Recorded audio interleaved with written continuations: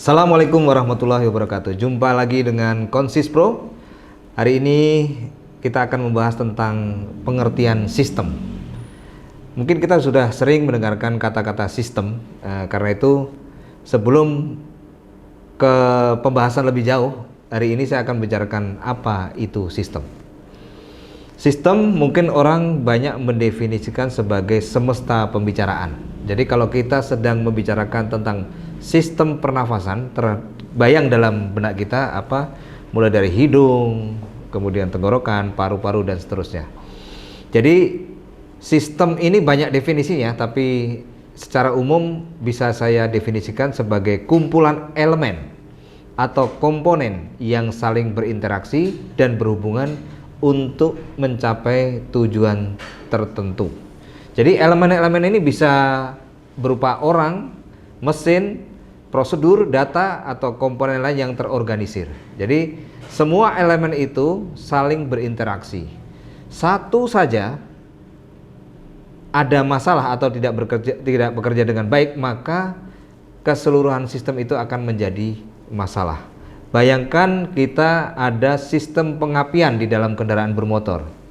Misalnya salah satu komponen, misalnya businya bermasalah, maka keseluruhan sistem pengapian itu akan menjadi masalah atau tidak optimal. Jadi betapa penting sistem ini, tapi ujung akhirnya manusialah yang akan mengeksekusi menjadi kenyataan. Ada sebuah quote, system make it possible, people make it happen. Sistem bisa membuat sesuatu itu menjadi mungkin dan oranglah yang akan mewujudkannya. Jadi kalau kita berbicara tentang sistem, mungkin pernah kita kenal juga apa yang nanti akan kita bahas, ada namanya sistem manajemen. Di situ juga ada namanya Deming Cycle, PDCA, Plan Do Check Action. Itu adalah berupa lingkaran proses atau lingkaran step gitu ya. Salah satu bermasalah, maka proses-proses kelanjutannya dan berikutnya lagi sampai kembali ke proses awal akan menjadi masalah. Sistem akan membantu sebuah proses untuk mencapai tujuan menjadi efisien. Di sini kita akan banyak membahas tentang apa itu efektif, apa itu efisien. Saya terjemahkan dalam bahasa Indonesia, efektif adalah berhasil guna, sedangkan efisien adalah tepat guna. Jadi kalau orang ingin menebang pohon misalnya, maka yang namanya efektif, ya pohon itu berhasil ditebang atau berhasil roboh. Dan efisien adalah penggunaan sumber daya seminimal mungkin. Jadi kalau kita menebang pohon, apakah kita akan memakai gergaji, atau memakai kapak, atau memakai silet? Nah, itu mana yang paling efisien? Tergantung dari tujuannya, waktunya berapa lama. Apakah cukup 1 hari, 2 hari, 3 hari, akan menyesuaikan keefektifannya. Dan efisien pasti harus efektif. Tidak ada efisien tapi tidak efektif. Kita nebang pohon, pohonnya nggak roboh, tapi kita sumber daya seminimal mungkin, tidak mungkin. Jadi yang namanya efisien adalah selalu efektif dulu.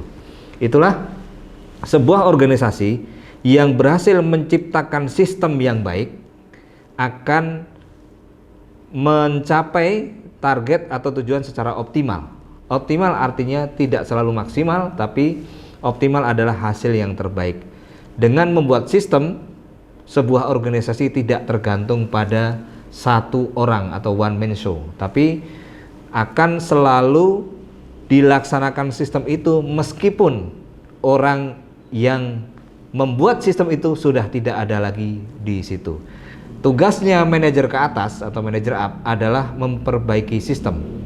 Sedangkan di bawah manajer itu adalah memperbaiki sistem itu sendiri, tapi dalam bentuk yang jangka pendek atau kita sedang mengenalnya dengan taktis. Nah, yang strategis atau jangka menengah dan panjang itu dilaksanakan oleh manajer up. Bagaimana supaya sistem itu mendasari dalam setiap pekerjaan, dalam setiap tugas yang dilaksanakan oleh personel-personel di dalam perusahaan itu. Itulah organisasi yang baik harus mempunyai sistem yang baik. Sekian untuk pembahasan hari ini tentang sistem, mudah-mudahan bermanfaat dan sampai jumpa lagi di pembahasan yang lain. Saya akhiri, assalamualaikum warahmatullahi wabarakatuh.